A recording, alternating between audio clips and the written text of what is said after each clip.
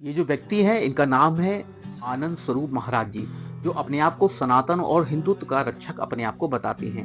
अभी ग्वालियर में कुछ ही दिन पहले कुछ अनपढ़ और असामाजिक लड़के के द्वारा डॉक्टर भीमराव अंबेडकर जी के पोस्टर को जलाने का प्रयास किया जाता है। इसके बाद में ग्वालियर के गलियारों में माहौल गर्म हो जाता है। उसके बाद में राम स्वरूप जी का कहना है, जो भी सनातनी हिंदूवादी सभ्यता वाले जो लोग हैं, जो हिंदुत्व को मानते हैं, सनातन को मानते हैं, वो सब एक हो जाइए और सकपाल की विचारधारा यानी भीमराव जी की विचारधारा को नष्ट करने के लिए एक साथ आ जाए। विचारधारा को नष्ट करने की बात करते हैं जिस विचारधारा ने समानता का अधिकार दिलवाया दलितों को, उस विचारधारा जिस विचारधारा ने शिक्षा का अधिकार दिया दलितों को, छुआछूत का अंत किया, मंदिर, कुआं, होटल, सार्वजनिक और स्कूल में बराबर का अधिकार दिलवाया। जिन महिलाओं को वोट देने का अधिकार नहीं था, जिनको चुनाव लड़ने का अधिकार नहीं था, उनको वोट देने का अधिकार और चुनाव लड़ने का अधिकार दिलवाया।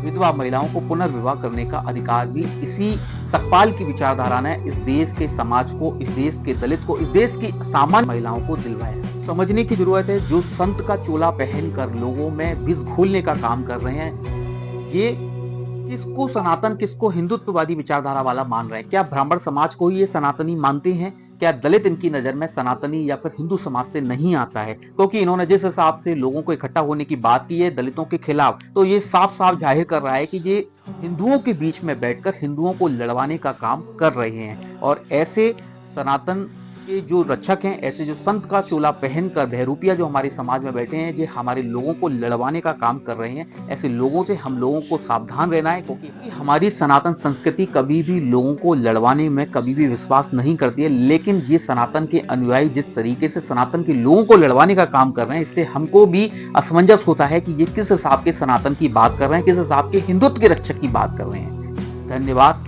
जय हिंद, जय भारत।